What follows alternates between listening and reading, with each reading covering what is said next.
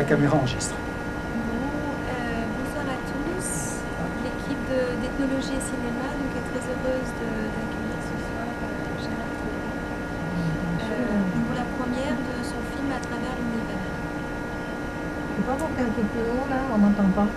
Ah, on peut parler plus fort On peut aussi. parler plus fort. Je crois qu'on peut parler plus fort. Pour ce soir, donc Gérard Collomb, il nous a fait plaisir d'accepter votre invitation. Donc il est très connu pour ses célèbres cinématons. Ce sont des films portraits en fait de cinéastes, de gens du milieu culturel, artistique, acteurs, gens de théâtre, de lettres, qu'il s'acharne entre guillemets à filmer depuis 1978, quelque chose comme ça. Exactement. Il en est aujourd'hui à 150 heures de films, de portraits de 3 minutes 20 de ces gens-là. Sachant que la chose qu'il demande à ces gens, c'est simplement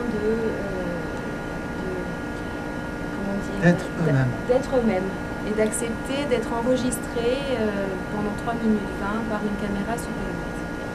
Voilà. Le film de ce soir relève peut-être d'une démarche dont on pourra tirer des parallèles à travers l'univers, mais là je te laisse présenter ton film et aussi si tu veux rajouter des choses concernant ta présentation, ta démarche avec le cinéma. Ah oui, donc ce film que vous allez voir À travers l'univers, en fait ça fait partie d'une série qui s'appelle Mes villes d'habitation. Donc j'ai habité à Saint-Marcellin de l'âge de 1 an à l'âge de 9 ans, donc de décembre 52 à novembre 1960. Et ça c'est la troisième partie, parce qu'il y a déjà une première partie qui était un inventaire filmé de toutes les rues de Saint-Maurice, qui est une petite ville au bord du bois de Vincennes à Paris. Il y a eu une deuxième partie sur la Croix-Rousse qui s'appelle Inventaire filmé des rues de la Croix-Rousse à Lyon. Et donc, le film sur Saint-Marcellin, c'est le troisième. Il y en a d'autres qui doivent suivre. Et d'ailleurs, sur Lyon, je fais en fait un inventaire filmé de toutes les rues et de toutes les places de Lyon. Mais comme c'est une grande ville, ça demande plusieurs années de travail. Enfin, j'en suis déjà à 5 ans de travail. J'ai déjà filmé environ 500 rues. Il y en a 1500 à Lyon et il y a 200 places à Lyon. Alors, pour revenir au film sur Saint-Marcellin, donc, ce que vous allez le voir, il y a une petite présentation du film qui va vous l'expliquer. Vous allez voir quelque chose qui se fait pas au cinéma, enfin, à ma connaissance, qui ne s'est jamais fait, c'est de prendre une ville et donc de filmer chaque rue. Donc, sur Saint-Marcellin, je crois que ça en fait 126 ou 127 rues, et de filmer toutes les places, et ça correspond à peu près à, je crois, il y a 17 places à Saint-Marcellin. Donc, ces rues sont filmées en plan fixe, un peu, si vous voulez, comme le faisaient les frères Lumière, qui, au début du cinéma, ont fait ce qu'on appelle des vues lumière. Ils allaient dans des villes du monde entier, eux ou leurs opérateurs, pour filmer ce qu'ils voyaient. Et à chaque fois, c'était un plan fixe. Ils mettaient leur caméra sur un trépied et ils filmaient pendant 50 secondes, pas plus, parce qu'ils ne pouvaient pas mettre plus de pellicule dans la caméra. Et aujourd'hui, un siècle après, on a plein de documents sur des centaines de villes du monde entier, parce que je crois qu'ils ont fait 1500 vues, donc sur des documents cinématographiques entre 1895 et 1900 à peu près. Donc c'est quelque chose qui, à l'époque, intéressait évidemment les gens, mais ils ne s'imaginaient pas qu'un siècle après, on s'intéresserait alors à ces films-là. Les archives Lumière aujourd'hui sont vues dans le monde entier. Il y a des rétrospectives, évidemment. Que vous soyez, je ne sais pas, à Tokyo, à New York, ça passe dans des cinémathèques, ça passe à la télévision. Donc ces documents-là, ils ont connu une postérité parce qu'ils nous dévoilent une réalité qui, s'ils n'avaient pas été là, les frères Lumière, on n'aurait pas ces documents-là. Alors je suis parti d'un principe un peu voisin, c'est de filmer les rues en plan fixe, de façon la plus simple possible. Vous verrez aucun travelling, vous verrez aucune caméra tremblotante, vous verrez pas de panoramique en voiture par exemple. Non, à chaque fois c'est un plan fixe. Donc chaque rue c'est un plan fixe. Vous allez voir que la plaque de chaque rue est filmée, et d'ailleurs c'est très intéressant de voir comment sont conçues les plaques dans des villes, notamment à Saint-Marcelin. Vous verrez, il y a différents types de plaques. Déjà, c'est intéressant. Et dans chaque ville, il y a des particularités comme ça au niveau des plaques. Et en tout cas, à Saint-Marcelin, c'est intéressant parce que il y a dans les rues du centre-ville, il y a tout un historique qui est, à mon avis, très utile pour les gens qui n'habitent pas Saint-Marcelin, mais c'est utile aussi pour les gens de Saint-Marcelin parce que ça nous donne plein d'informations. Voilà. Alors, toutes ces rues et toutes ces places sont montées par ordre alphabétique. Donc il fallait faire un choix. On aurait pu imaginer, par exemple, de filmer, d'abord de commencer par le centre, et puis petit à petit aller vers l'extérieur de la ville et jusqu'aux limites de la ville. Ou l'inverse, commencer par les rues les plus éloignées du centre et aller vers le centre. Moi j'ai préféré choisir le choix alphabétique parce que, donc pour, comment dire, faire entrer une notion de hasard. Alors, le hasard au cinéma, normalement, ça n'existe pas, parce que dans un film, quel qu'il soit, que ce soit un documentaire ou un film de fiction, bon, ben, il y a un schéma, il y a une histoire, il y a tout un parcours, donc chaque plan qui intervient, il a été pensé par le réalisateur pour nous amener vers une séquence, puis telle séquence nous amène vers une autre séquence, etc., etc. Là, il y a le hasard. Et au cinéma, donc, c'est très rare. Par contre, dans le domaine de la littérature ou dans le domaine des arts plastiques, les notions de hasard, le travail sur le hasard est quelque chose qui remonte à loin.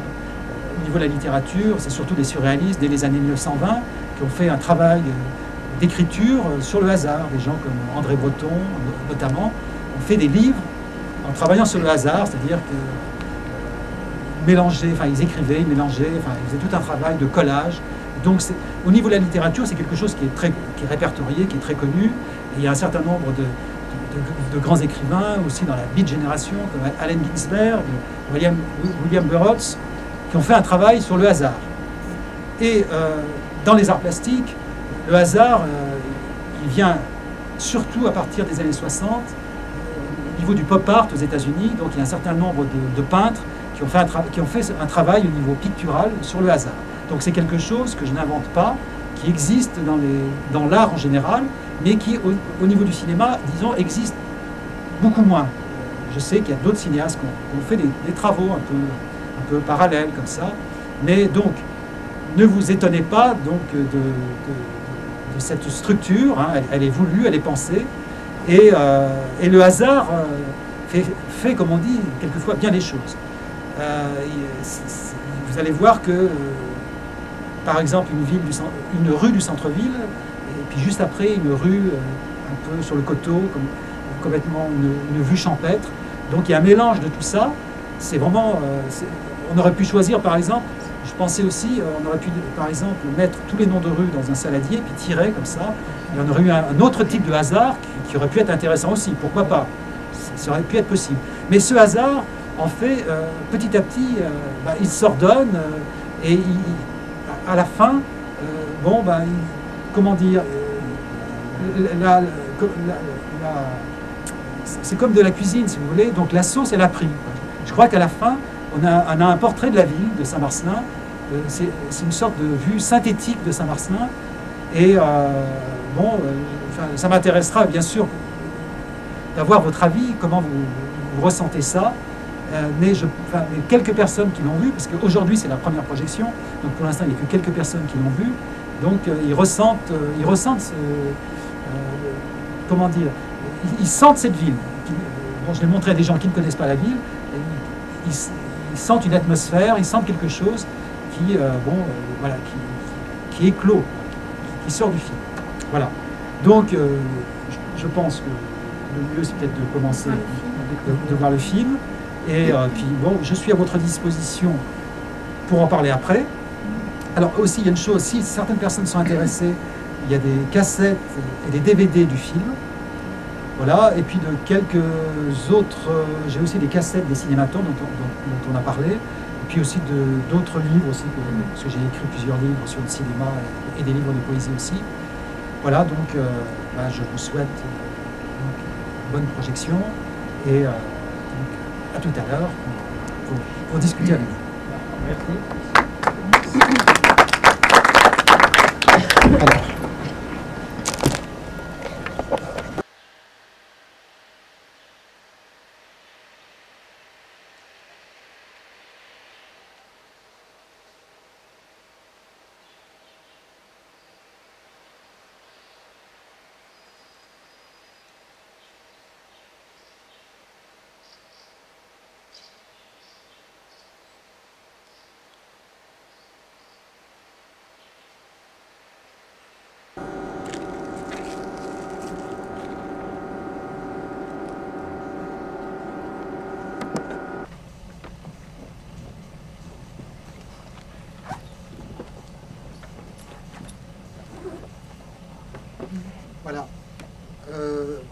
il y avait une petite dominante violette hein, qui Oui. n'est pas dans le film, mais bon, qui est... c'est les hasards. Quand on fait des projections en vidéo, on ne sait jamais exactement les dominantes qu'on va avoir. Il y a toujours des petites surprises. C'est pas comme en 35 mm, où normalement, on a toujours la même projection. Là, en vidéo, il y a toujours des aléas. C'est comme ça. Ça dépend de plein de choses, des réglages de l'appareil de projection. Voilà. C'est une petite parenthèse. Je suis à vous. Donc, j'imagine que parmi vous, il y a des habitants de Saint-Marcellin. Donc, est-ce que vous avez reconnu votre ville? Voilà. Est-ce que vous connaissez bien votre ville? Je vous pose la question parce que, à propos du film L'inventaire de la Croix-Rousse que j'ai fait à Lyon, donc je l'ai montré récemment à un ami qui habitait pendant 25 ans à la Croix-Rousse, qui lui-même est cinéaste et photographe, donc très observateur, et il est tombé, enfin, il m'a dit, mais c'est incroyable, je pensais connaître la Croix-Rousse par cœur, et il me semble que j'en connais même pas la moitié, mais peut-être que le quart. Voilà la réaction. Alors, je ne sais pas, vous, Saint-Marcelinois, est-ce que vous connaissez Saint-Marcellin? Moi, je suis né à Saint-Marcellin. Vous êtes né à Saint-Marcellin? 14 rue de la Liberté. Et je vais faire mon quartier. J'habite rue Jaroni. Je connais beaucoup de rues, mais je les connais toutes, à peu près toutes. Même celles qui sont un petit peu excentrées. Oui, je fais partie du PDU de Saint-Martin, pas disparu en bas. Et ensuite, des rues de Saint-Martin, circulation, des piétonnes, tout ça, des vélos, des panneaux pour la solution pour les élèves, tout ça. Mais votre film est très bien, tout ça. Vous avez oublié une rue, Abbaye, la rue de l'Abbaye. Ah, la rue de l'Abbaye, elle est où celle-là? Elle est rue vers Arnoux, la rue avenue de Provence, avenue de Chartres. Ah, D'accord, mais n'importe comment. Alors, ce qu'il faut savoir, c'est que c'est pas grave. Je vais la filmer. Maintenant que je sais. Et, je la rajouterai. Il y a une maison qui ressemble à un bateau même, qui est faite conçue comme un bateau. D'accord, écoutez, je vais le noter là. Et donc, alors, je pourrais C'est pas un filmer. reproche, hein. Non, c'est pas du tout. Alors, je ne filmerai pas demain, parce que je serai une partie de la journée demain, mais j'attends que les feuilles soient revenues sur les arbres pour garder cette unité. Oui, parce que le principe aussi du film sur Saint-Marcellin, c'était de conserver l'unité de saison. Voilà. Donc tout le film est tourné en été. En été, Voilà. oui. Donc, Compliment. donc je vous remercie de cette information. alors. mais justement, je me demandais comment vous étiez pris, si vous aviez pris l'index des rues et que vous les aviez biffées, quand vous les aviez faites. Alors, J'ai été bien aidé par le plan de l'Office du tourisme, qui est bien fait, parce que c'est pas toujours le cas. Il y a des villes où c'est pas parfait. Là, donc, quand j'ai commencé mon tournage, je suis allé me demander un plan, et en fait, il était très précis. Et donc, alors à partir de ce plan, j'ai retapé sur une feuille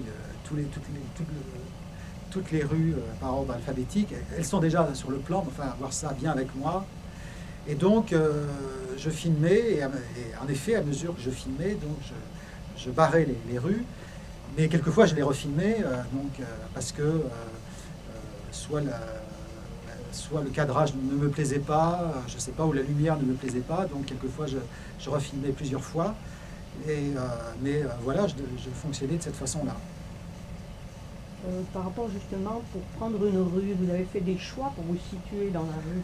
Oui, bien sûr. Bon, il y a peut-être des choix de lumière, mais je veux dire, ça on peut aller à un autre moment, donc c'est pas primordial. Oui, bien sûr. Mais il y a des... Il y a des choix, il y a bien des rues sûr. qui, moi, m'ont surprise, vu de... Bon, j'avais l'impression qu'il en manquait un bout. Ah ben ça, n'importe comment, toutes les rues, on ne peut pas tout voir. Hein. Oui, je sais bien, mais... Alors là, on pourrait faire un film où il y aurait un travelling comme ça qui irait dans chaque rue. Non, alors là, ça ferait un autre film qui serait beaucoup plus long.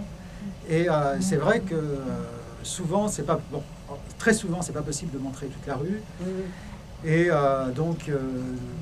Mais il y a des choix quand même. C'est des partis pris, bien sûr, ouais. C'est des partis pris. Donc, je sais pas, dans l'instant, bon... il y a, je ne sais pas, quelque chose qui... pour être plus précis, quelquefois, je faisais plusieurs prises différentes, avec des cadrages différents. Et j'ai conservé ce qui me satisfaisait le mieux, qui s'intégrait le mieux par rapport à l'ensemble. Il peut y avoir certaines rues certains plans de rue que je n'ai pas conservés, qui sont peut-être encore mieux que ceux que j'ai choisis, mais par rapport à l'ensemble, ça fonctionnait moins bien, parce qu'un film, si vous voulez, c'est un montage.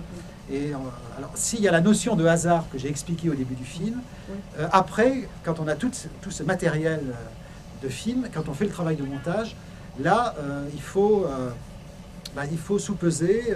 C'est comme, là je parlais de cuisine, là c'est comme un cuistot, et voilà, il dit un peu plus de tel ingrédient, tout ça.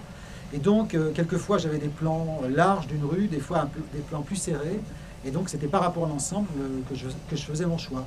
Pareil pour la lumière aussi. Donc là, après, quand on fait le montage, d'une façon générale, hein, c'est pour tous les films comme ça, on repart à zéro, si vous voulez, on refait le film. C'est bon.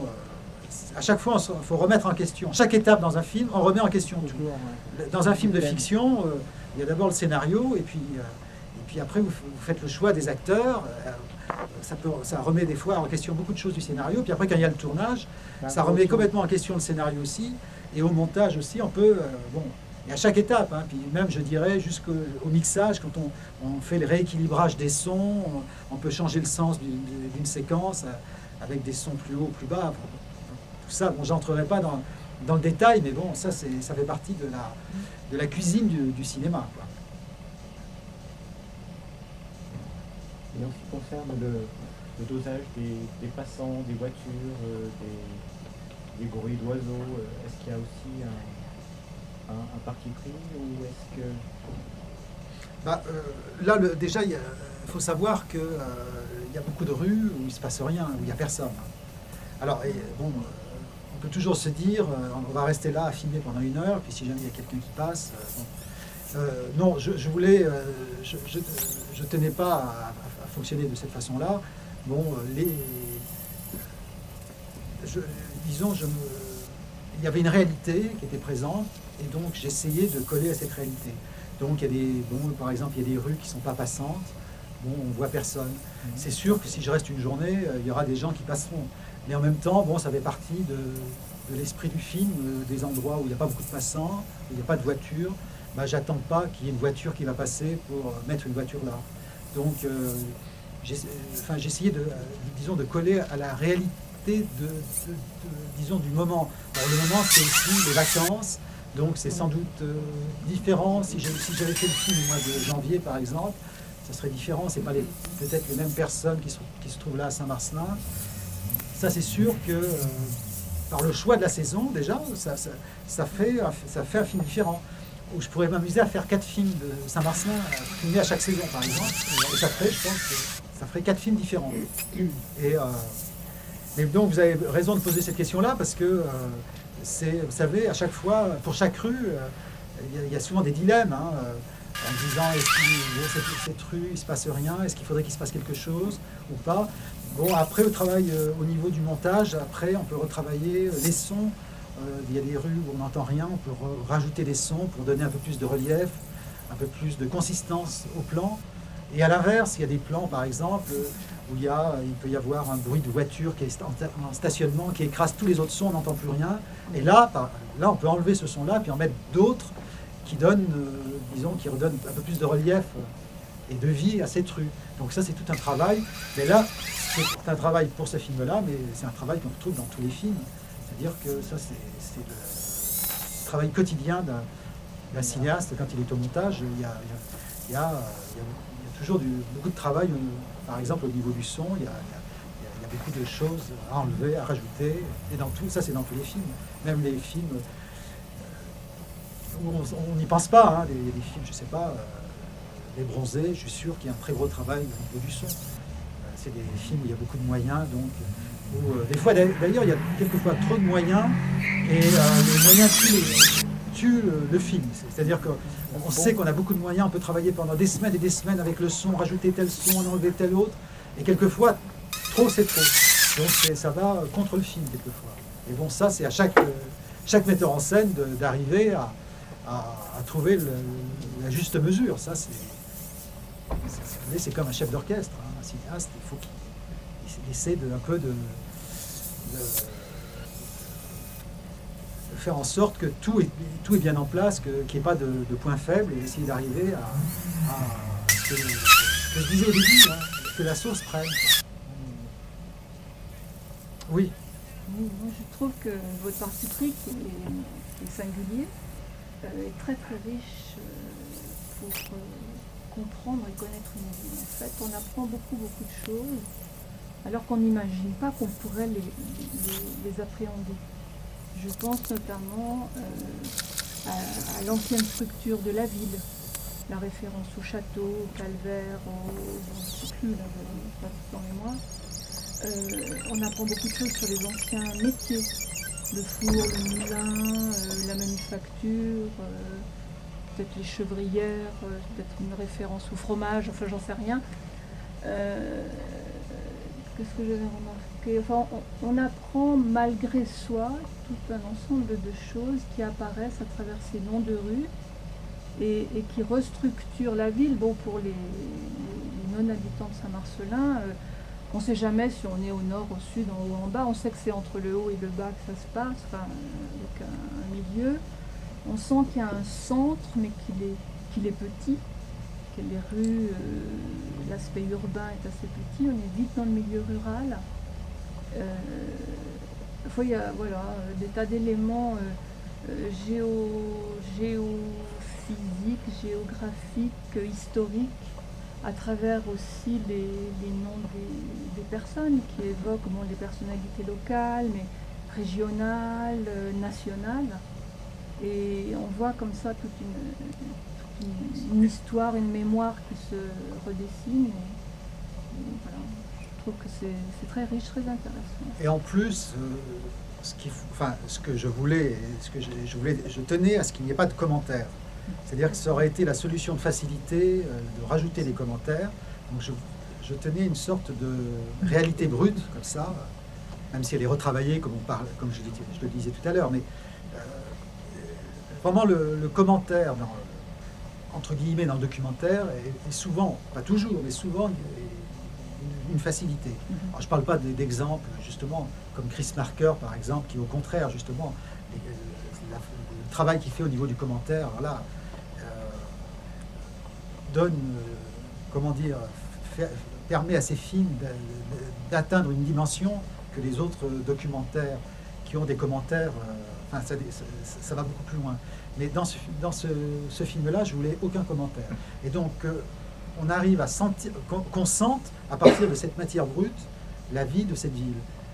La vie et aussi, comme vous le disiez, le passé, parce que c'est vrai que le passé est très présent.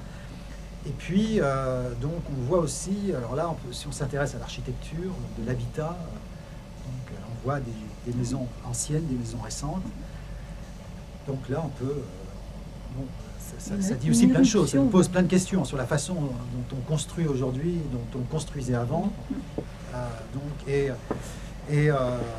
Alors, je voulais dire aussi une chose, parce que vous ne m'avez pas posé la question, mais pourquoi le titre à travers l'univers? Alors, j'avais choisi ce film-là parce que, vous allez rire peut-être, mais je m'étais dit, par exemple, si des extraterrestres, bon, à condition qu'ils existent, bien sûr, c'est une hypothèse d'école, si les extraterrestres voulaient savoir un peu ce qui se passait sur Terre, avoir des informations, alors si on leur donnait, la cassette de ce film-là, je pense qu'ils pourraient se faire une idée de ce qu'est la vie sur Terre. C'est-à-dire de prendre l'exemple d'une petite ville, là c'est une petite ville française, on aurait pu choisir, je ne sais pas, une petite ville américaine ou russe, je sais pas, peut-être chinoise, mais rien que par ce petit fragment de vie de la Terre, de la planète Terre, je pense qu'on arrive à montrer ce qu'est le monde d'aujourd'hui. Et si par exemple un cinéaste avait fait le même travail que j'ai fait il y a un siècle, par exemple, imaginez qu'un cinéaste en 1900 soit venu filmer Saint-Marcellin comme ça, toutes les rues, alors là, ça serait impressionnant, si vous voulez. Quand on voit les documents, je parlais des archives Lumière, quand on les voit aujourd'hui, il y a un tel décalage, alors qu'il y a un siècle. Un siècle sur la durée de vie de la Terre, c'est vraiment un grain de sable au niveau de la durée, sur les presque, je sais plus, 4 milliards d'années que la Terre existe. Et donc, voilà, c'est ça qui m'amusait, à travers l'univers, comme ça, on montre du doigt, comme ça, un petit détail, c'est Saint-Marcellin. Et à partir de là, on peut imaginer, enfin, on a plein d'informations. On n'a pas toutes les informations, bien sûr, mais on a des informations qui nous permettent d'imaginer quel monde est la Terre. Mais là, donc, pour revenir donc, à ce que vous disiez là, le fait d'avoir choisi ce montage-là, j'en reviens sur le hasard. Je ne sais pas, est-ce que ça vous a surpris, ça vous a choqué, ou pour vous, c'est quelque chose de naturel? Je voulais vous demander justement dans quel ordre vous avez tourné. Le tournage. Vous aviez la vision, vous saviez que ça allait être présenté. Oui, je savais que ça serait par ordre alphabétique. Après, l'ordre du tournage des rues, par rapport à la lumière, je pense qu'il y a des plans qui ont été tournés à la suite. Sur plusieurs rues, est-ce que vous aviez... Ah oui, bon, au niveau du tournage, j'ai commencé de façon la plus simple, j'ai commencé par les rues du centre, les rues que je connaissais, quoi. Et puis après, donc, j'avais ma carte et je me suis dit, bah, tiens, il faudrait que j'aille dans ce coin-là, voilà, et donc j'allais dans ce coin-là, j'allais au nord, au sud, et donc je commençais à filmer les rues d'un même quartier.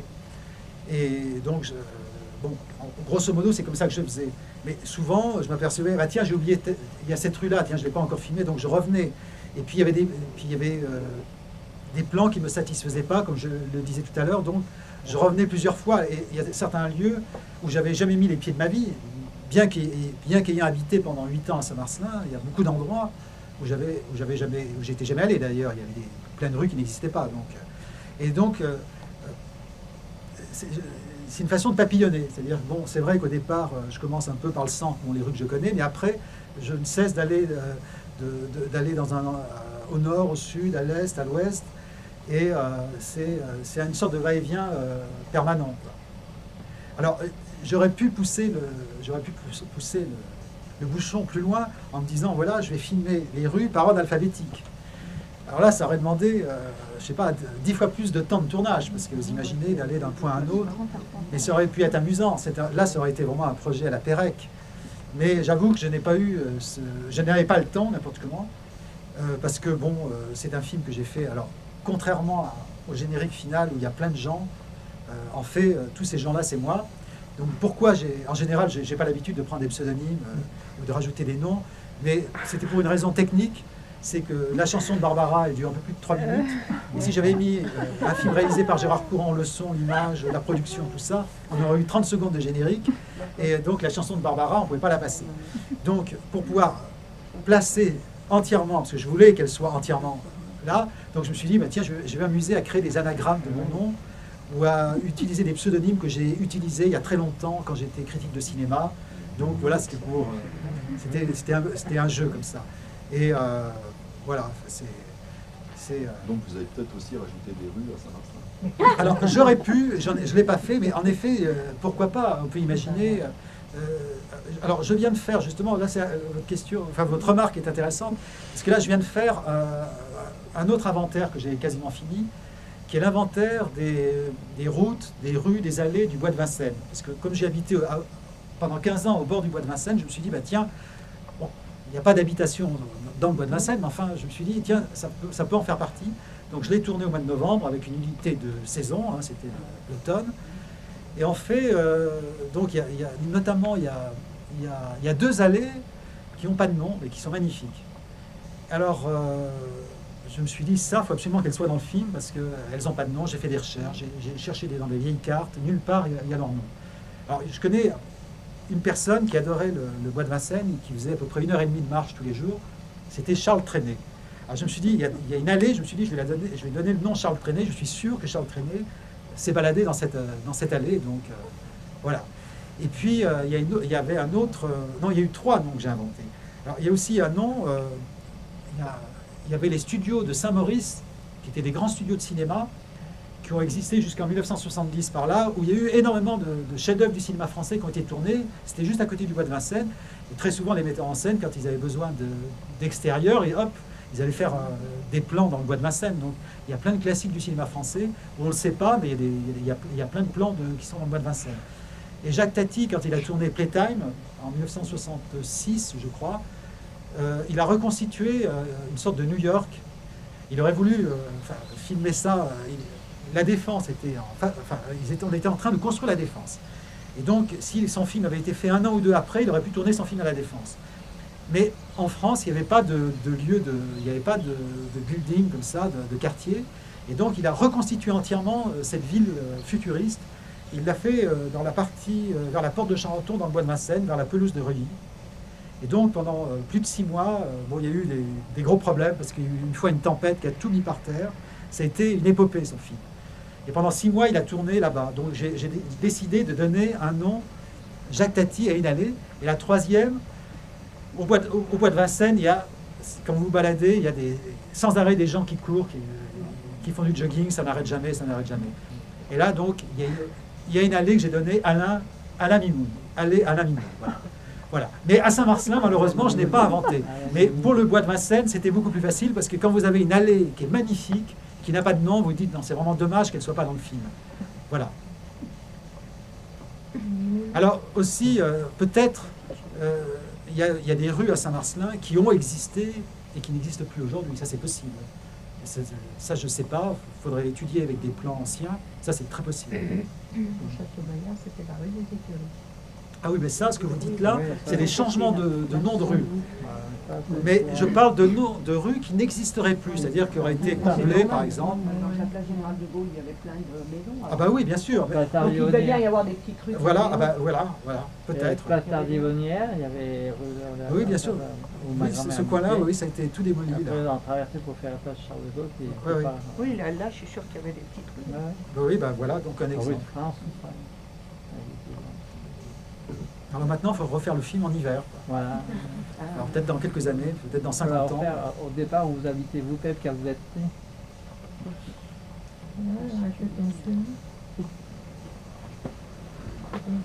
Qu'est-ce que disent donc les plaques au niveau du... Comment dire, de leur forme, de leur design, les plaques de rue? Historiquement, qu'est-ce qu'elles disent? C'est-à-dire... c'est-à-dire, est-ce que, par exemple, on peut les dater? Est-ce qu'il y en a qui ont des blasons, il y en a qui en ont pas? Ah oui. Il y en a qui sont en plastique, d'autres qui sont... Bon. Avant, il n'y a pas si longtemps, toutes les plaques, elles étaient bleues, de partout. Hein. Et puis c'est, je pense, à partir des années 70 que dans les villes, on a commencé à mettre un peu de gaieté dans les plaques, et qu'on a commencé à imaginer, oui, des écussons, puis bon, à Saint-Marcellin, un historique du nom du personnage. C'est vrai que les plaques, avant, disons que, avant, elles étaient assez uniformes. Cela dit, par exemple, je pense au bois de Vincennes, il y a 2 ou 3 plaques anciennes qui, je pense, qui ont environ un siècle. Alors là, c'est des plaques extraordinairement belles, c'est une véritable sculpture. Donc, mais ça devait être que pour certaines grandes avenues du bois de Vincennes, c'était pas de partout. Donc déjà, il y a longtemps, on faisait des belles plaques. Mais disons, d'une façon générale, dans les villes, vraiment, les plaques étaient vraiment assez classiques, entre guillemets. Donc maintenant, tout est possible. Dans le film, on voit bien l'évolution, parce qu'il y en a quelques-unes avec un design moderne, bien sûr. Qui ont un design très moderne sur la fin. Là. Donc le film permet de justement montrer ça, parce que bon, il y a aussi des anciennes plaques, il y en a qui sont là depuis très longtemps, donc on voit elles sont très anciennes, le design est ancien. Donc ça c'est aussi intéressant de voir comment dans les villes on essaie comme ça de donner les informations, le nom des rues. Oui. Je peux parler. C'est à nouveau, je reviens vers l'humain, vers l'homme. J'ai été très frappée par le fait qu'on voit plus de voitures que d'hommes. On apprend vraiment beaucoup de choses sur notre comportement et nos manies. Et même de motos. Justement, je l'ai montré il n'y a pas longtemps, un ami, il m'a dit, c'est incroyable, le nombre de motos, mais justement, ça je ne voulais pas le gommer, j'aurais très bien pu le gommer, parce que quand on filme, on peut très bien montrer, quand il n'y a pas de moto par exemple, ça fait partie des nuisances d'aujourd'hui, justement je tenais à ce que ça soit dans le film. Parce que si un cinéaste avait filmé il y a un siècle, il n'y aurait pas toutes ces motos, il y aurait autre chose, il y aurait des charrettes, il y aurait d'autres nuisances aussi. parce qu'une charrette qui passe sur les pavés, ça fait du bruit aussi. Donc là, aujourd'hui, c'est vrai que... enfin, quand je parle des motos, c'est des mobilettes améliorées qui font un bruit incroyable. C'est une moto, et à un moment donné, on voit une moto, elle fait pas beaucoup de bruit. Et donc, ça, je peux vous dire que dans quelques années, ça sera interdit. Aujourd'hui, ce qui est intéressant, ces pollutions sonores sont encore autorisées. Et vous pouvez être certain que dans très peu de temps, dans quelques années, ça sera interdit. Donc, le document, ça sera moins un document sonore sur les villes. Parce que, et quand les gens, dans 30 ou 40 ans, regarderont un film comme ça, ils se diront mais comment on pouvait tolérer des bruits comme ça dans les villes? Ils diront mais c'est pas possible. Donc justement, c'est très important que c'est l'histoire. Et aussi les bruits de vélo, les bruits de vélo, on les entend moins, beaucoup moins. On dit que Petrolette, là, qui fait du bruit, réveille, je ne sais plus, 50 à 60 000 personnes en faisant un trajet de 5 minutes. Ah oui, c'est incroyable. Et quelle est cette maison à droite du viaduc, là, une maison perchée comme ça? Oui, là, je ne sais pas. Non, elle est fascinante, cette maison. C'est la maison Tremblant. Ah, vous l'appelez comme ça? Voilà, elle est toujours habitée? Oui, oui. Ah oui. C'est la maison de Benoît et Tremblant. Non, non, mais elle est bien sur la muraille. Oui, elle est étonnante. Hein, oui. Donc c'est une maison de particuliers, enfin, ça appartient à des particuliers. Oui, oui, c'est un particulier. Qui ont toute la maison. Toute la maison, oui. Il a restructuré plusieurs appartements maintenant, puisque ah oui. C'est plus... Puis ça donne sur le vide, quoi. Sur le vide et sur la Tulane. La Tulane, quoi. Le viaduc. Oui, oui. Et là, justement, c'est la limite de Saint-Marcelin. Enfin, le viaduc, après, on passe de l'autre côté, c'est plus Saint-Marcelin. C'est-à-dire que là, les frontières, c'est amusant, parce que la façon dont... Alors, justement, c'est très amusant, parce que les villes, une ville n'est pas au milieu, puis avec une égale distance, la campagne autour. Non, Saint-Marcelin est vraiment complètement... C'est une sorte de losange, hein, et elle est contre Saint-Sauveur. C'est-à-dire que en plein centre, on marche pendant 2 minutes, et on n'est plus dans Saint-Marcelin. Quand on va en direction de Saint-Sauveur. Par contre, si on va au sud, jusqu'à l'Isère, bon, là on a une marche quand même plus importante. Car vous prenez la peine, pas que vous êtes tout à Châtelet. Comment? Vous prenez avant Leclerc, vous êtes à Châtelet. Ah oui, oui, bah oui. Ça fait un triangle, oui, on va en bas. Une question, s'il vous plaît. Oui, oui. Je suis curieux. Vous avez fait un très beau document, et je regrette les personnes. Pratiquement personne. Il y a une équipe de Saint-Marcelin qui s'occupe des vieilles rues, de marquer tout ça, il n'y a personne en présenté. Bon, c'est une question curieuse. Bah, moi je regrette, hein, parce que j'aurais préféré que... La formation a mal passé. Ah oui, mais... Non, c'est le jeudi. Parce que donc, dans le journal de Trait d'Union, il y a eu un grand article. Oui, non, mais c'est le jeudi. Parce que le jeudi, il y a moins de gens qui sortent. Je pense que les gens, c'est dans la semaine, ils vont... Non, l'équipe du vieux Saint-Martin, les remparts à la place du Ah oui. Bah écoutez, moi j'aurais préféré que ça soit plein, qu'on refuse du monde. Oui, même. je comprends. Donc ça... justement, vous pourrez leur en parler en disant qu'ils ont raté quelque chose. Peut-être qu'une autre fois, il y aura la possibilité de le remontrer à Saint-Marcelin. Enfin, maintenant, il va être montré ailleurs, dans des festivals de cinéma. Il doit passer à la Cinémathèque française à Paris. Voilà, enfin, donc il va commencer à vivre sa vie. Après un film, il y a des demandes. Voilà. Là, c'était la première projection. Hein, oui, c'est vrai. Et là, j'ai vu que vous avez marqué 7200 habitants à Saint-Marcelin en 2004-2005. Maintenant, c'est 8500. Oui, c'est ce qu'on m'a dit. Bah, oui, mais j'ai pris les documents. Et d'ailleurs, dans le centre de Saint-Marcelin, juste devant l'office du tourisme, il y a une plaque où c'est encore marqué 7200. Alors, il faut qu'ils remettent à... Et là, mais ce que vous dites, j'en ai parlé tout à l'heure avec Noël Roth, juste avant. Et donc, ça, c'est pas un problème. Je vais remettre... Non, pas obligé. Ah bah non, ce qui est intéressant, c'est de mettre le nombre d'habitants au moment où le film a été fait. Voilà, donc si c'est 8000, c'est 8000. C'est pas 7200. Donc, par contre, je ne remettrai pas chaque année un nouveau chiffre. Là, non, ce qui est intéressant, c'est de mettre la population au moment du tournage. Voilà. Et puis après, la critique. effectivement, c'est plus... Et puis moi j'ai une question aussi sur cette histoire de... Il revient plusieurs fois le lieu Joude. Joux. La promenade de Joux. Alors je ne sais pas ce que ça signifie. Oui. Alors justement, je me suis posé la question, est-ce que c'était... pour quelle raison il y a cette autre orthographe? Vous avez vu qu'il y a... Et pour quelle raison? Je ne sais pas.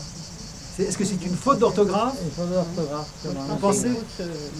Parce que le Joug il est sur Saint-Véran, presque, derrière. Oui. Et l'autre, c'est les Jougs. Mais c'est une faute d'orthographe. Donc c'est intéressant, une plaque ou une faute d'orthographe, ça m'intéresse beaucoup. Parce que si c'est une faute d'orthographe, ça veut dire que dans quelques années, ils vont changer la plaque. Ils vont remettre une plaque avec la correction. Donc c'est intéressant d'avoir la plaque avec la faute. Et c'est exactement quand vous prenez 7, d'antan la ville de 7 appelée CE de 3. Ah oui, elle a changé d'orthographe. Voilà. Oui. Ah ben ça, il y a quelquefois des villes qui ont changé d'orthographe. Oui. Ça veut dire quoi, Joux? Ah oui, mais qu'est-ce que ça veut dire? Ce que ça veut dire... C'est quoi? C'est un lieu? Ah ben c'est un... Oui, c'est une promenade. C'est la petite colline qui est derrière l'église. Ah. Donc, voilà. Là où il y a le parc animalier, c'est cool. Et c'est tout un plateau, c'était un machin qui s'appelait Joux. Ah, c'est le nom du propriétaire. Le nom du propriétaire. L'ancien propriétaire qui remonte assez longtemps. Ah, d'accord, parce que... Et je crois qu'il y a eu deux inscriptions comme Joux et Joux. Je crois qu'il y a eu un mélange. Dans le temps, il y avait beaucoup de mélanges. Comme moi, les noms de ma tante et mon oncle, c'était les mêmes. Mais ils ont été séparés parce que terre par eux, terre par un. Vous voyez? Parce que les noms en cours de route souvent changent d'orthographe, oui. Souvent, les microbes. Mauvaise inscription à la mairie et les secrétaires ou d'associateur. L'orthographe n'est pas fixée tardivement aussi sur les noms propres. Alors, je ne sais pas si un film comme celui-là... L'orthographe est fixée tardivement sur les noms propres, souvent. Moi, ma famille, il y a un mélange, c'est ça. Alors là, je m'adresse aux organisateurs du festival Ethno et Cinéma. Donc, est-ce que ce film-là peut entrer dans la catégorie ethnographie? Ça, je ne sais pas. Moi, dans mon esprit, j'ai fait un film sans avoir dans la tête en disant il va être dans tel domaine. Voilà. Oui. Même, il y a beaucoup de gens qui sont dans le documentaire, ils vont dire mais non, ça c'est pas un documentaire, parce qu'un documentaire, il doit y avoir un point de vue sur les choses, etc. etc. Même là, s'il y a un point de vue, souvent il faut un commentaire, enfin bon, il y a toutes sortes de théories comme ça. Alors, bon, moi je dirais une première chose, on l'a choisi. Donc quelque part ça répondait à nos critères. Ça veut dire qu'ils sont larges les critères, ça veut dire qu'il y a plein de cinéma de l'ethnologie. Voilà, on ne peut pas mettre le cinéma ethnographique dans une case bien fermée, avec une définition top finie. Il y a des contours un peu flous et pour moi, bon, je ne sais pas ce que pourraient dire les autres de l'équipe, mais bon, l'intérêt que j'y ai trouvé justement est relatif à l'homme, à nous-mêmes, est évident, enfin, moi m'apparaît de façon évidente dans ce film. Alors, il nous apporte et il nous interroge beaucoup sur nous-mêmes. Oui, oui. Ce que je voulais aussi, je ne sais pas si ça vous choque ou pas, c'est que en fait, dans tout le film, enfin, à part, il y a toujours des petites exceptions, mais qu'on n'entende pas de gens qui parlent avec... Enfin, on entend des gens qui parlent, tout ça, mais c'est sous forme de brouhaha. C'est-à-dire que je ne voulais pas qu'il y ait vraiment des discussions bien carrées de gens qu'on entend soit à l'image, qu'on voit des gens en train de raconter leur vie, je ne sais pas. Enfin, voilà. Donc je tenais plus à ce que ça soit une sorte de brouhaha. De temps en temps, on entend un fragment de phrase comme ça, mais que ça reste comme ça. Un peu... Enfin, je ne sais pas si... J'ai parlé de Jacques Tati, mais dans certains films de Jacques Tati, il s'amuse comme ça, avec des bandes-sons où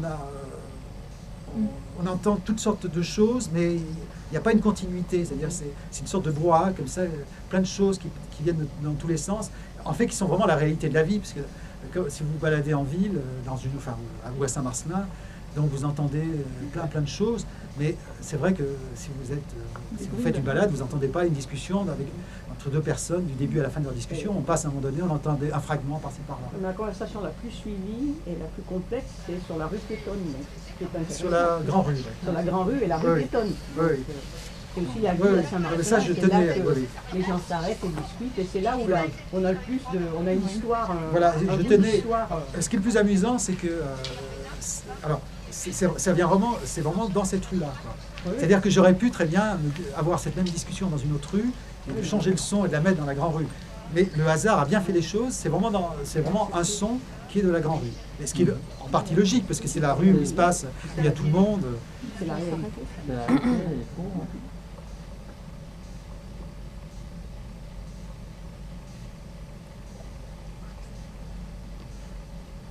Moi, je trouve, pour répondre à la question sur l'ethnologie, le rapport avec justement les documents que deviennent aujourd'hui les films Lumière, ce film-là, comme un témoignage aussi à un moment donné, enfin un document, fait document en fait sur un lieu, des ambiances sonores, des gens qui passent, une certaine façon de marcher, des motos. Donc pour moi, le rapport à l'ethnologie, il est là. Là, par exemple, quand vous voyez, alors comme ça, vous y penserez la prochaine fois que, je ne sais pas, vous avez l'occasion de voir des vues lumière, donc quelquefois on en voit à la télévision. Ce qu'il faut savoir, il y a autant de décalage entre des vues lumière qui ont été, disons, filmées en 1900 et ce film qui a été donc tourné en 2004-2005. Donc, si ce film-là, vous le montrez dans un siècle, il y aura autant de décalage qu'entre les vues lumière que vous voyez aujourd'hui. Donc, dans un siècle... Je ne sais pas. Oh, mais c'est même certain. Il y aura peut-être plus de décalage. Ah oui, non, mais je dirais même plus, parce que le monde va beaucoup plus vite. Mais je veux dire au moins autant de décalage. C'est-à-dire que si on voyait donc, un film sur Saint-Marcelin tourné en 1900, il n'y avait déjà pas de voiture, en 1900. Déjà. Donc, il y aurait plein de gens qui travaillent dans les rues, je ne sais pas, il y aurait peut-être des marchands des 4 saisons, il y aurait plein d'artisans qui travaillent, boutiques ouvertes sur la rue, etc. etc. Enfin, il se passerait plein de choses qui ne se passent pas là. Et dans un siècle, quand on verra ça, les gens se diront, qu'est-ce que c'est ce monde? Qu'est-ce que c'est loin? Qu'est-ce que c'est loin? Vous savez, aujourd'hui, quand on tourne un film de fiction, hein, on est en 2006, quand on tourne un film de fiction, par exemple, sur les années 1970, pour un metteur en scène, c'est encore plus difficile que de tourner un film de fiction sous l'époque de Louis XIV. Parce qu'on se dit, oui, c'était les années 70, c'est près de nous, c'est beaucoup plus facile. Non, au contraire, c'est beaucoup plus difficile. Parce que, en apparence, ça a moins changé qu'à l'époque de Louis XIV, mais en fait, tout a changé. Alors, au moins, si on fait un film sous l'époque de Louis XIV, les costumes sont complètement différents, tout est complètement différent, là, au moins, c'est clair. Alors que si on fait un film sur les années 70, ça va être beaucoup plus compliqué, mais tout est différent. Tout. Les voitures sont toutes différentes, la mode, les gens s'habillent différemment, tout est différent.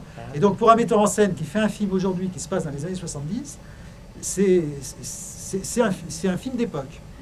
C'est exactement dans les mêmes conditions que s'il fait un film, je ne sais pas, sous Louis XI, Louis XIV, je sais pas, sous Napoléon. Voilà. Donc ça va... tout s'accélère très vite. Oui. Moi, je trouve qu'on peut considérer que vous avez collecté des données sur un terrain et du coup, si on veut faire rentrer votre film même dans une case ou une définition de l'ethnographie, ça peut coller si on prend cette définition stricte. Non, mais comme ça, je lançais comme ça. Mais, non, mais je pense que oui. Moi, je sais pas, je pense que votre film est quand même... il n'a pas été tourné dans un but ethnographique, il me semble. C'est-à-dire que votre intention justement de filmer les gens de Saint-Marcelin, les manières de vivre au XXIe siècle, au début du XXIe siècle à Saint-Marcelin. Donc, je ne sais pas si la question est vraiment pertinente. Et il me semblait que ce qui était très intéressant dans votre film, c'était votre démarche. Oui, bien sûr. Qui est hyper personnelle, qui débouche sur un film, en effet, qu'on voit, qu'il y a des choses derrière les images et qu'on apprécie, qui apportent après des informations peut-être dans un siècle, peut-être même maintenant, on peut y réfléchir. Mais je ne sais pas si il a besoin nécessairement de s'appeler ethnographie. Ah non, mais je posais la question parce que comme il est montré dans ce cadre-là, donc justement, c'était comme ça un peu une question en aparté pour savoir un peu, bien sûr, mais moi je partage votre avis, bien sûr. Ce qui m'intéresse dans quelques films que je fasse, hein, que ce soit ce film-là ou d'autres, c'est avant tout des films, vraiment c'est des films sur le cinéma, c'est-à-dire que c'est vraiment un travail sur la durée, sur le temps. C'est ça qui m'intéresse un peu dans tous les films que je fais, qu'ils soient de fiction, entre guillemets, hein, ou documentaire, ou autre, ou expérimental. Donc, je me suis toujours battu contre les étiquettes, parce qu'on a toujours tendance à mettre des étiquettes. Vous savez, comme Pariscope, enfin les journaux de spectacle, il faut mettre chaque film dans une catégorie, drame psychologique, policier, western, etc., etc., etc. Donc ça, je me suis toujours battu contre ces classifications. Ce qui m'intéresse, c'est faire du cinéma, point. Et bon, comme là, il est montré dans un cadre précis, donc c'était aussi intéressant de demander à des personnes, justement, qui sont complètement dans le bain du cinéma ethnographique, donc comme ça, leur vue, parce que c'est intéressant aussi. Mais c'est vrai que je ne suis pas un ethnologue, je suis seulement un cinéaste. Voilà. À propos du cadre précis, justement, en fait, les rencontres ethnologie et cinéma, parce que c'est comme ça qu'on les appelle, en fait, ils ne traitent pas, on n'a jamais cherché à traiter uniquement du cinéma dit ethnologique ou ethnographique, au contraire à montrer des films qui ont tous pour point commun d'essayer de traiter de la réalité, de filmer comme vous l'avez fait, mais d'autres gens l'auraient fait différemment en filmant plus des gens ou en prenant d'autres angles de vue. Et justement, c'est d'ouvrir à cette catégorie de cinéma qui est très très large, puisque ça va depuis quasiment le cinéma expérimental jusqu'au documentaire fait par des ethnologues ou par des journalistes, et d'apporter une programmation autour de ça, sans que ce soit écrasé par la science et l'ethnologie, mais qui est une ouverture, qui peut être une ouverture sur les réflexions de cette science par le biais du cinéma. Donc voilà. Parce qu'il existe aussi des ethnologues qui sont cinéastes, comme Jean-Dominique Lajoux. Je pense qu'il doit être des chercheurs au CNRS. Et quelle est exactement au départ sa qualification? Il est ethnologue. Il est ethnologue, c'est ça. Voilà. Donc il y a des ethnologues qui sont également cinéastes, mais ce n'est pas du tout mon cas. Moi je suis cinéaste, point. Yann Delatour, je ne sais pas si vous connaissez. De nom, mais je ne connais pas son travail. Jean Rouch. Bon, Jean Rouch, qui est le plus connu. Voilà. Donc, et alors, pour revenir sur votre film, le générique, alors, là c'est...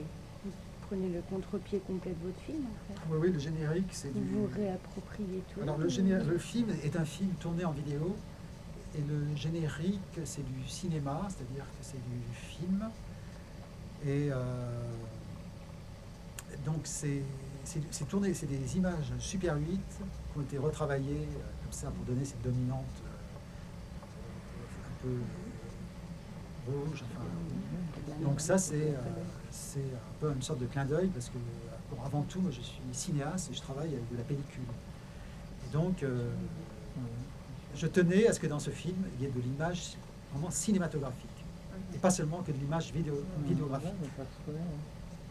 Donc, alors, le contre-pied, c'est par rapport à ça ou c'était par rapport à la chanson? Non, ça, j'avais pas repéré. Moi, la colorisation, mais alors surtout, là, il y a plus d'ordre, il y a plus d'ordre alphabétique, il n'y a plus de systématique, il n'y a plus de... vous choisissez les éléments, ils se répondent de manière intentionnelle. Le choix des images. Ouais. Ah oui, bien sûr. Le choix des images, et puis le choix de mettre la chanson de Barbara qui fait référence à votre histoire, on dirait Non, enfin, ce qui est intéressant, c'est que Barbara, donc, comme elle a vécu à Saint-Marcelin, elle raconte j'ai pas le même,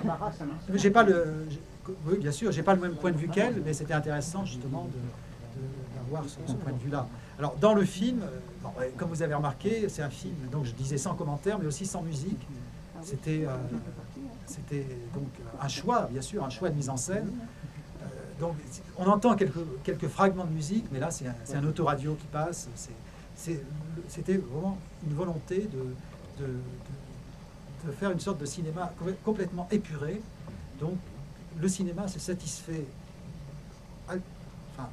à lui seul. On n'a pas besoin nécessairement de rajouter des commentaires, de rajouter de la musique.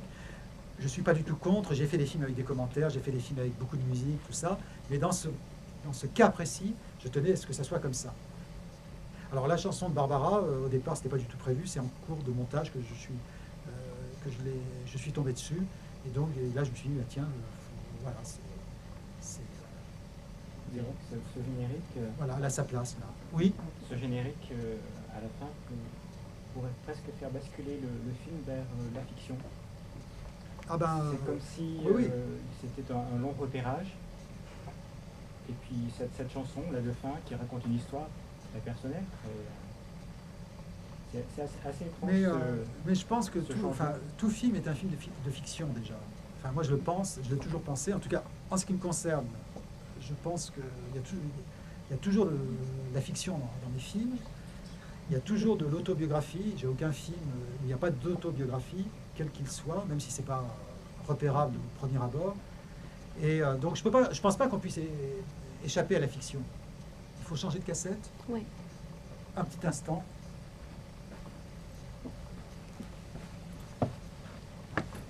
Qu'est-ce qu'on est bavard, hein?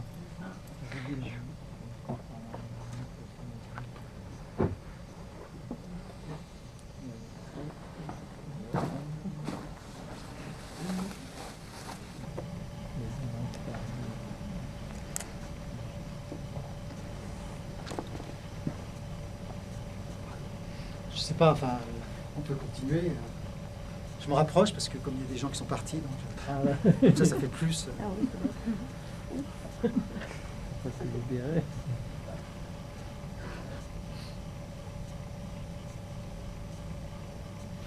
Non, mais ça a coupé un peu. Ah, oui, voilà, je suis désolé. Hein. La technique, ça a coupé fil. Ah, oui, mais c'est ça le cinéma. C'est terrible. Comme ça, oui. Ah voilà, non, mais ça va dans un sens ou dans l'autre. Je trouve que ça nous renvoie aussi à une sorte de nostalgie quand même, dans le sens où là, l'irruption de notre quotidien avec ces aspects désagréables, bon, on parlait des voitures, mais le goudron, les trottoirs, c'est dur alors qu'on a ces chemins de campagne qui sont là, ces échappées. Et voilà, ça entraîne. Ah oui, non, mais là, on est dans le règne de la bétonisation aujourd'hui, dans notre société occidentale, et pas seulement d'ailleurs. Et donc, voilà, il faut du béton de partout, il faut faire place nette, il faut l'herbe dans les villes n'a plus le droit de citer. Et même, par exemple, le Champ de Mars, avant, c'était que de la pelouse. Regardez des cartes postales anciennes, pas si anciennes que ça, c'était que de la pelouse. Et aujourd'hui, c'est à peu près la moitié de la pelouse. Une sorte de cendrée, comme ça, abominablement laide. Mais bon, ça doit plaire à un certain nombre de gens, je ne sais pas. Mais je ne vais pas dire de mal de ça. Mais non, mais c'était beaucoup plus beau, quoi. On constate ce qui a été fait. Bien sûr. Donc, c'est... oui. Je reviendrai sur quelque chose qu'on avait évoqué hier. Lorsqu'on regarde le film, c'est vrai que bon, on est là dans ce systématisme un peu, puis on se laisse prendre. Et puis c'est vrai qu'on attend la prochaine rue, quoi. Il y a comme un suspense qui naît. Qu'est-ce qui va se passer dans la suivante et comment elle va être et qui va la croiser. Est-ce qu'il y aura quelqu'un, est-ce qu'il y aura personne, un oiseau, un papillon, une mobilette. C'est vrai, ça c'est un travail que j'ai pas mal j'ai pas mal exploré avec les cinématons que je fais depuis près de 30 ans, cette notion comme ça de suspense. Bon, pour parler d'un film comme celui-là, c'est vrai que quand on voit une rue, on ne peut pas imaginer ce que va être la rue suivante. Est-ce que ça va être une rue passante, une rue champêtre, une rue bruyante, une rue calme? Disons, la structure, enfin, la convention du montage fait qu'on ne peut pas savoir. Et donc, disons que j'injecte comme ça une notion de suspense. Enfin, j'ai pas peur du mot parce que c'est peut-être un grand mot, mais ça fonctionne un peu comme ça parce que bon, on sait que les rues sont courtes, hein, c'est en général 20-25 secondes, et donc on se dit bon, bah, par exemple cette rue-là m'ennuie, je la trouve pas belle, je sais pas, mais peut-être que la rue d'après, ça sera peut-être la plus belle rue de Saint-Marcelin. Donc on est quand même tenu un peu, toujours on est tenu en haleine en se disant faut pas lâcher parce que peut-être la prochaine. Oui, mais quand on est Saint-Marcelinois, on ne regarde pas du tout comme ça. Ouais, parce que moi, dans la mesure en plus où vous avez dit, je ne sais pas s'il fallait le dire d'ailleurs au début, que c'était par ordre alphabétique. Oui, mais c'est marqué dans le générique.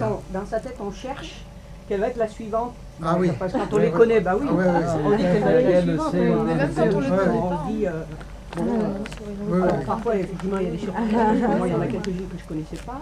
Mais il y a des nouvelles rues, quoi. Alors il y a aussi encore des nouvelles rues qui sont pas là, qui sont en construction, là, dans la rue de la Plaine là-bas. Donc il y en a 3 ou 4 qui sont en mais on le voit pas pareil, quoi. Ah bah, je voudrais le revoir maintenant sûr. parce que je le verrai pas du tout je le regarderai pas de la même façon. Oui. Parce que oui. Et moi je me demandais si vous aviez fait des cinématons d'habitants de Saint-Marcelin. Non. Aucun habitant de Saint-Marcelin. Ça pourrait être intéressant ça pourrait être d'avoir deux documents, un qui est beaucoup basé sur l'architecture, la structure de la ville, et puis plutôt la ville vue comme une espèce de circulation, et puis des portraits d'individus qui racontent. Oui, mais on fait, faut être concret dans la vie, hein. Donc les cinématons, ce sont des portraits que je fais de personnalités artistiques que je connais, ou que je rencontre, ou qu'on me fait rencontrer. Donc il y a toujours un lien comme ça. À Saint-Marcelin, je ne connais personne. Aujourd'hui, je connaissais des gens il y a très longtemps, mais aujourd'hui, je ne connais personne. Donc je connais des personnes. Donc voilà. Alors il y a plein de gens intéressants à connaître, mais c'est vrai que j'ai fait ce film en connaissant personne, en ne demandant rien à personne, aucune autorisation. Donc voilà. Donc j'ai fait le film et je connais toujours personne. Si, je connais. C'est un gamin qui a donné son nom là au passage. Il ne donne pas son nom, il dit vive l'Algérie. Ah, j'ai cru qu'il donnait son nom. Non, moi j'ai compris vive l'Algérie. Ah oui. Ah oui. Ah, sous-chef, j'ai compris chaussette, moi. Le petit chat là qui traverse la place où il y a la colonne, la donc, alors oui, mais la question là qui est abordée, c'est intéressant parce que on voit presque personne en gros plan, enfin non, même jamais en gros plan, tout ça est volontaire, hein. Donc je tenais à ce que ça soit que ça soit des silhouettes, que ça en reste là, quoi. C'est-à-dire que c'était vraiment un parti pris. Bon, c'est peut-être aller loin, mais pour ce film-là, je tenais à ça. C'est-à-dire que je voulais pas qu'on entre dans le détail, qu'on entre dans presque, enfin, entre guillemets, dans la vie comme ça des gens. C'est-à-dire que je voulais que ça reste. Je gardais mon poste d'observateur. Voilà. Et j'essaie de tenir ce rôle jusqu'à la fin. Et donc, ce qui était bien, c'est que comme je connaissais en plus personne à Saint-Marcelin, donc c'était encore plus facile de faire le film. C'est ce que vous transmettez, parce qu'on est tous en posture d'observateur finalement. Oui. On constate. Moi, le cycliste, je le connais, ça me voit. Le type avec le maillot bonjour. Non, le cycliste. Lequel? Parce qu'il y a plusieurs cyclistes. Oui, parce qu'il y en a un qui a un maillot cycliste. Non, parce qu'il a passé vers l'hôpital, l'autre qui était vers les études là-bas. Oui, qu'on voit un grand moment qui s'avance dans la rue. Là. Oui, parce qu'il y en a plusieurs de cyclistes. Mais, oui. Moi, c'est cette histoire de justement de vous mettre des contraintes en fait, comme des contraintes ou des règles. Oui. Ça m'a fait penser à l'Oulipo et à la patate physique. Oui. Vraiment. Oui, bah, c'est des gens que j'admire et que c'est amusant parce qu'au départ, quand j'ai commencé à faire des films, je ne connaissais pas du tout l'Oulipo, je ne connaissais pas du tout Pérec. Et donc j'ai commencé à faire mes premiers films en 1976 et en fait j'ai découvert Pérec très tardivement, je crois en 83 seulement. Alors je connaissais de réputation depuis très longtemps, mais je n'avais jamais lu Pérec, je n'avais jamais lu les écrivains de l'Oulipo. Et donc, j'étais déjà là-dedans sans le savoir. Et donc, et après, quand j'ai découvert Pérec et d'autres de ces émules, donc je me suis dit, bah, tiens, c'est vrai, il y a un point de rencontre, comme ça, un point de contact. C'est évident. Et donc, comme quoi, les choses, on n'invente rien, les choses sont dans l'air à un moment donné. Et en fait, on est imbibé par ce qui nous entoure, par la société, quoi. On peut pas être extérieur à tout ça, on est dedans, donc voilà, on peut pas y échapper. On peut pas être sur sa tour d'ivoire et puis en disant moi je fais quelque chose qui n'a rien à voir avec tout ce qui se fait. Non, on est complètement pris. Moi, alors là, j'ai toujours revendiqué tout ça, toutes les influences. Alors là, je sais, il y a des cinéastes qui disent voilà, moi j'ai été influencé par personne, tout ça. Ça c'est de la foutaise. On est influencé par, quand on fait des films, par tous les cinéastes, mais pas seulement. On est influencé par la mode, on est influencé par, je sais pas, par les actualités, par ce qui se passe dans le monde, par la littérature, par l'art. Enfin, on est influencé par tout ça, même si on n'en est pas toujours conscient. Mais ça, c'est pas très important. Bon, on ne peut pas vivre, même si on habite dans un endroit comme ça perdu. On peut pas être à l'extérieur. On est tous sur la terre et on ne peut pas être à l'extérieur, on est tous dedans, tous dessus, pardon. Même au Mexique. Justement, je parlais avec Sophie. Moi, j'étais sûre, je me sentis comme j'allais dans un moment de l'été où je pouvais voir la vie en Zambie, que c'est totalement inconnu pour moi, et voir l'architecture, les noms, les rues, les couleurs. Pour moi, me donne un panorama vraiment grand. D'ailleurs, au début du film, dans le générique, dans la bibliographie sélective, j'ai mis Fontaine, qui est pour moi un des plus grands architectes. Il a travaillé de 1793 ou 94 pour tous les souverains, Napoléon, Louis-Philippe, etc., jusqu'en 1850 et quelques. Et donc c'est lui qui s'occupait de toutes les restaurations à Paris, à Versailles, tout ça. Et donc il a écrit son journal au jour le jour, donc il commence dans, je ne sais plus, c'est marqué 1794, qui doit se terminer en 1852. Et donc son journal, c'est pas un journal où il dit voilà, aujourd'hui je pense à ça, tout ça. Non, son journal, c'est son travail d'architecte, tous ses problèmes d'architecte, voilà. Donc il raconte tout, et c'est absolument passionnant de voir d'avoir le point de vue comme ça d'un architecte.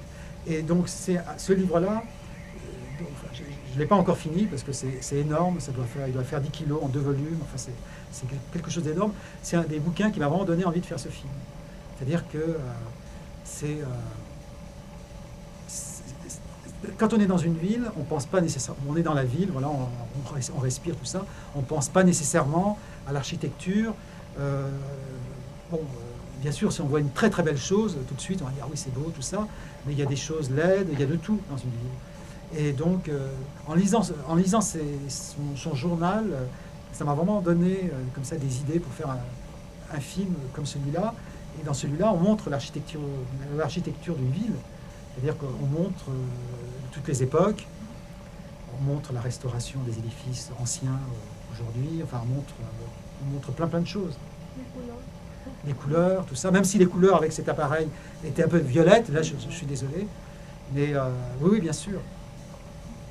L'atmosphère, on sent, enfin, bon là c'est l'été dans le film, enfin, je trouve, moi je sens cette atmosphère, comme ça, cette chaleur pesante.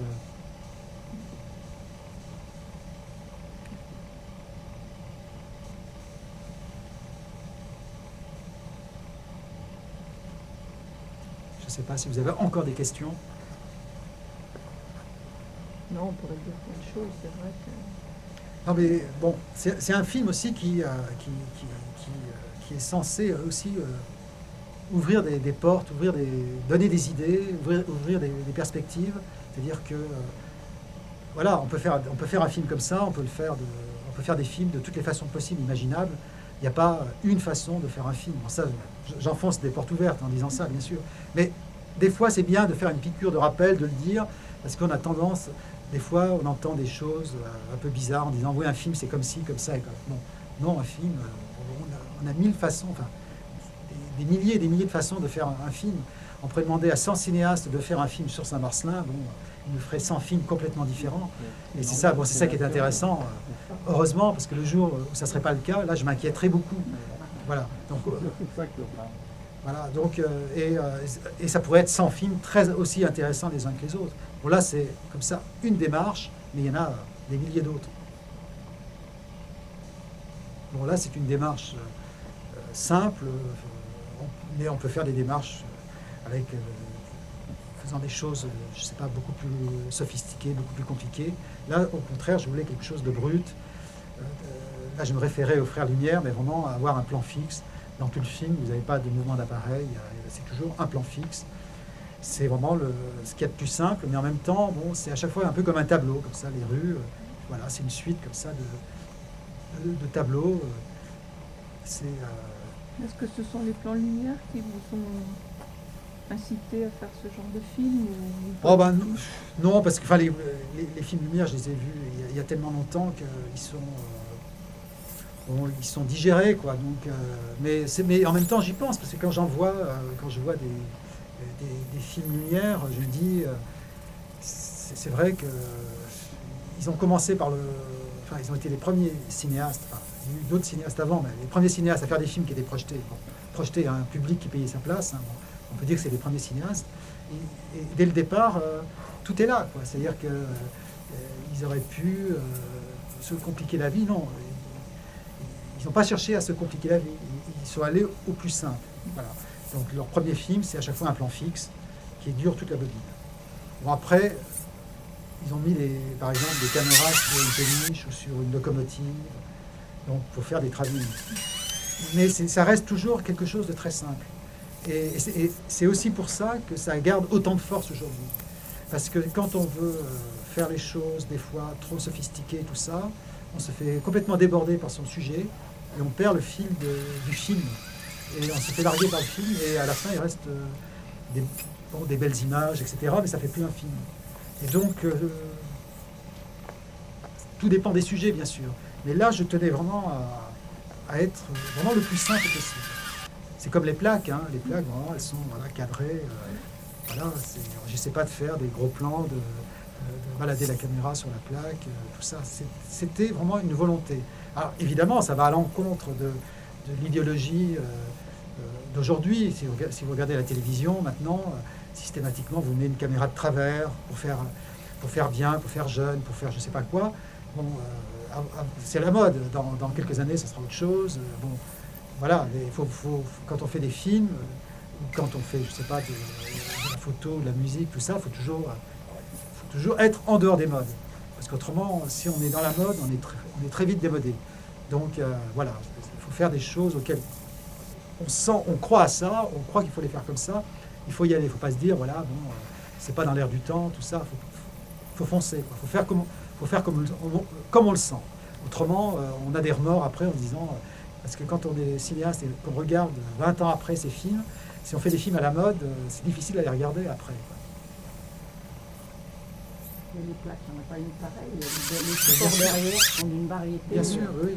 Extraordinaire. Parce qu'on voit le crépi des façades, les supports, puis il y a la végétation. Oui, bien sûr, il y en a qui sont presque cachés. Il y en a des balustrades, il y en a oui, bien sûr. plein de choses. Alors les plaques, en fait, c'est amusant parce que bon, le premier de la série avec les plaques, c'est le film que j'ai fait sur Lyon. Et au départ, je n'avais pas l'idée des plaques. Et le film sur Lyon, bon, là, on a eu plus de chance parce que j'avais un producteur qui avait trouvé de l'argent. Donc, en discutant avec le producteur, il m'a dit, comment tu vas présenter tes rues? J'ai dit, bon, je vais faire un carton, voilà, le nom de la rue. Je n'avais pas pensé à... Je sais pas pourquoi, j'avais pas pensé au nom des plaques. Et c'est lui qui me dit, non mais filme des plaques. Et donc l'idée n'est même pas de moi au départ. Comme quoi, faut être, quand on fait des films, il faut être humble, il faut savoir écouter les avis. Et c'est vrai que c'est tellement évident. Alors, quand le film est fait, ça paraît une évidence. Mais j'aurais pu, si cet ami producteur ne m'avait pas dit ça pour le film sur Lyon, peut-être qu'il n'y aurait pas eu les plaques, je ne sais pas. Et en fait, c'était une excellente idée, parce que les plaques apportent tellement d'informations, elles sont complètement vivantes, et on parlait du design qui est différent tout à l'heure. Et puis, comment seront les plaques? Vous imaginez les plaques dans 20 ans, dans 30 ans, dans 50 ans, elles seront, je sais pas, elles sont en relief, je sais pas, enfin, on peut imaginer plein de choses. Des hologrammes. Hologrammes, voilà, je sais pas, mais bon, donc c'est important qu'on montre les plaques à un moment donné.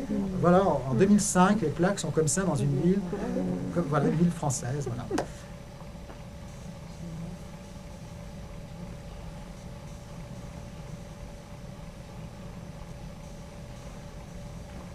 Je sais pas. S'il n'y a plus de questions, moi je peux en poser une au Marcelinois. Ah. Le docteur Marmonnier. Vous le connaissez? Il est d'ici. Et moi, je suis une fausse sur la Oui, courant, monsieur. Mais c'est rue Marmonnier, c'est rue qui est vers en montagne. Parce que je suis étonnée qu'il ait une plaque ici, c'est pour ça. Parce qu'il est de domaine. Oui, il est de domaine. Il était docteur ici. Ah, il était docteur ici. Mais à quelle époque? 19e. Ah oui.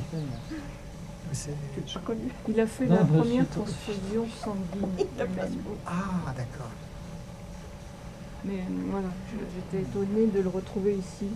Alors, autrement, il y a une chose dont on n'a pas parlé à propos des plaques, et ça, c'est une chose qui existe depuis des siècles, et qui est, alors là, je ne sais pas ce que vous en pensez, mais qui pour moi est insupportable, c'est les changements réguliers de noms de rues, c'est-à-dire que les rues, donc elles changent. Hein. Qu'on soit à Saint-Marcelin ou à Paris ou n'importe où, petit à petit, les rues changent. Et il y a une rue qui est très amusante, c'est à Rambouillet. La rue principale à Rambouillet, il y a le nom de toutes les rues anciennes.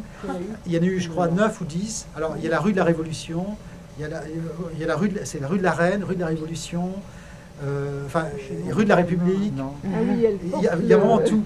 Mais non, par rapport au changement de nom de rue, c'est terrible. Une rue de changer de nom, c'est-à-dire que si vous allez dans une ville à un moment donné, et si vous y retournez 30 ans après, il y a plein de rues qui ont changé.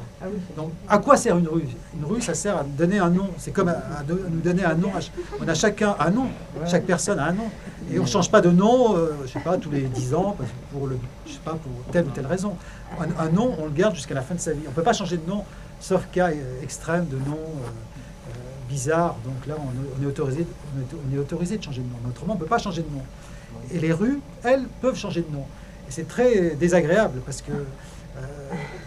Mais à Saint-Martin, c'était la rue de la Soleil. Bien sûr, c'est les municipalités. Et pourquoi les municipalités font ça? Alors là, ça c'est toute une philosophie. Ici, on ne change pas tellement. On change pas beaucoup. On les fractionne parce que... En morceaux, elles partent en petits morceaux. C'était un grand cours, c'est venu de 2 ou 3 rues. On avait quand même la rue de la liberté, égalité, fraternité. On n'a plus l'égalité et la fraternité. Ah oui, non, égalité, fraternité. Moi, je tenais la liberté, la fraternité, égalité à côté. Dommage. Et la rue de la liberté, pardon. Et Ferdinand Brun, c'était un ancien maire, et il avait la laiterie au Saint-Marc, qui est là, à Sébastien, lotissement au Saint-Marc.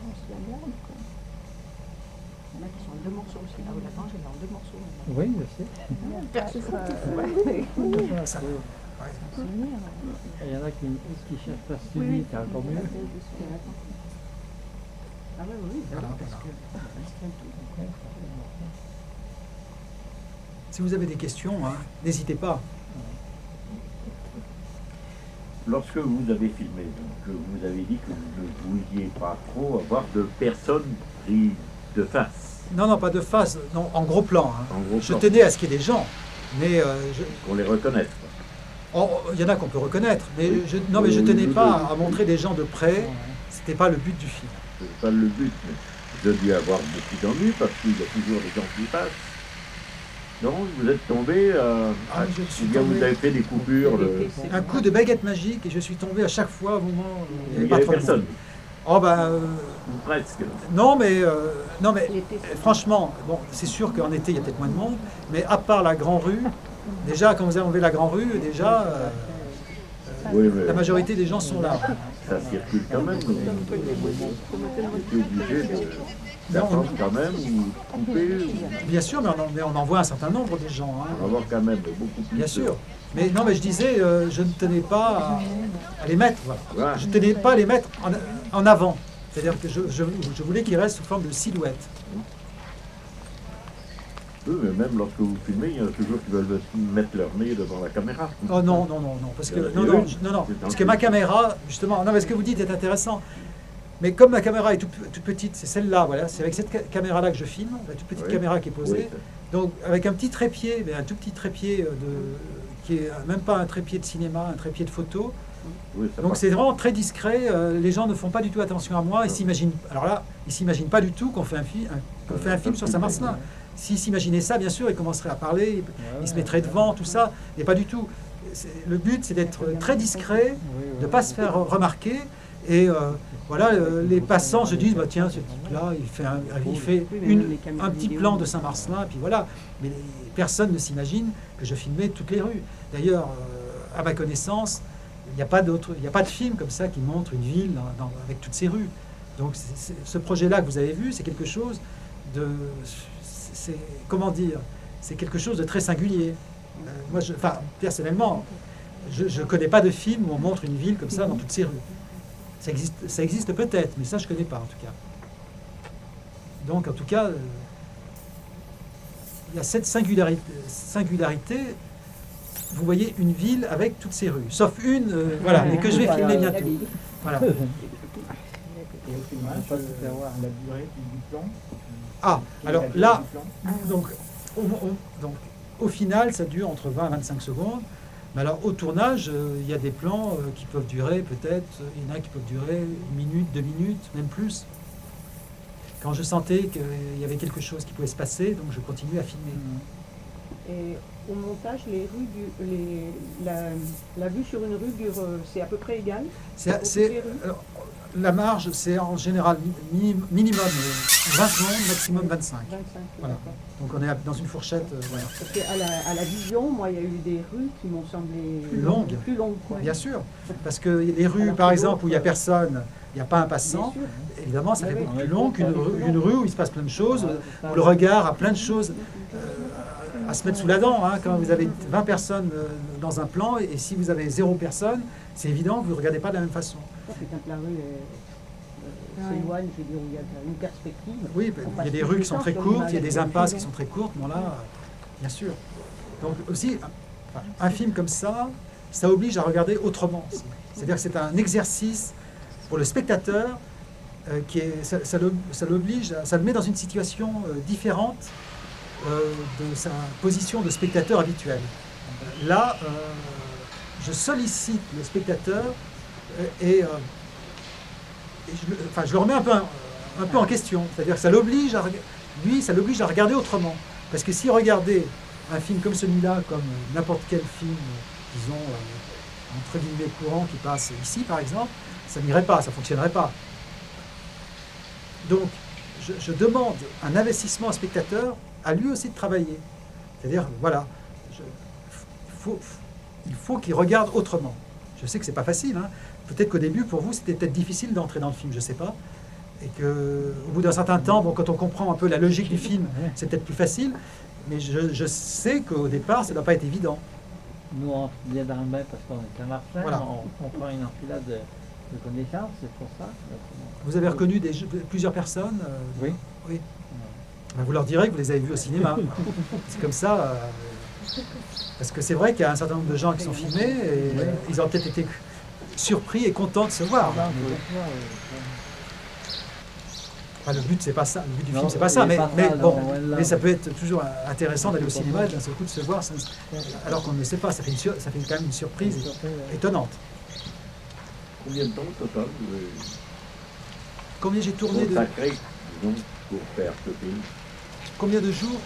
de jour, oui, par exemple. Oui, écoutez, je tournais souvent des demi-journées, parce que quand j'étais de passage là, donc j'ai dû tourner, que je dise pas de bêtises, peut-être 7-8 demi-journées, et puis j'ai dû tourner 2 jours complets. Voilà. À peu près. Hein. Une semaine, quoi. Ouais, disons, oui. Une semaine. À peu près, oui, grosso modo. Oui. Mais étalé en plusieurs fois, parce que il faut étaler pour. Que je passais là, donc je passais soit la demi-journée ou quelquefois la journée, mais j'arrivais d'ailleurs et je repartais des fois à Valence, parce que ma mère habite à Valence, donc des fois, voilà, je faisais comme ça. Donc voilà, et donc comme vous l'avez vu dans le générique, en 2004 et en 2005.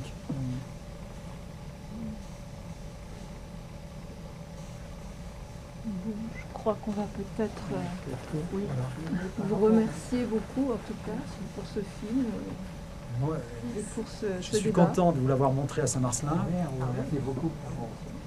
Et donc j'espère que je reviendrai une autre fois le montrer à ceux qui n'ont pas encore vu. Dommage que les gens ont eu tort. Mais dans 50 ans, ils viendront avec plus d'empressement. Je le souhaite. On se revoit. Voilà. Je vous demandais quelque chose. Oui. Il y a longtemps que vous étiez à Saint-Marcelin et que vous étiez à Vincennes. Parce que moi, je fais exactement l'inverse. Ah bon, vous étiez... J'habite à Vincennes. Vous étiez sur Vincennes. Parce que moi, j'habitais à Saint-Maurice, exactement, qui est juste à côté de Charenton, au sud du Bois.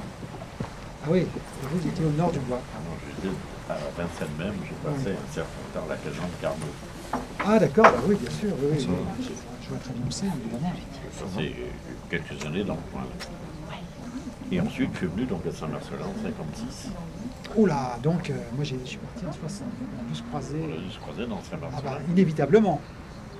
Vous aviez quel âge? Moi je suis né en 51. Donc je suis parti, j'avais 9 ans. Ah oui, quand je suis parti en 60, j'avais 9 ans. D'accord. J'ai connu, vous s'appelez Courant? Oui. J'ai connu M. Courant qui travaillait au tribunal. Oui, il était huissier de justice. C'était mon père. Oui. C'est votre père? Voilà. Ah bon, il était aussi vice-président du club de foot. Ah, et voilà, et puis il écrivait aussi un peu, je sais, dans le Dauphiné libéral. Ah oui. Ah. Il est mort en 2000. Mais voilà, donc... Je l'ai vu donc dans les années 56-60. Voilà, parce qu'on est parti en 60. Ah, oui. Et vous vous appelez comment, votre nom de famille? Hubert. Hubert. Ah non, mais bon, même s'il est encore vivant, il ne se souviendrait pas de vous. Je sais pas. Enfin,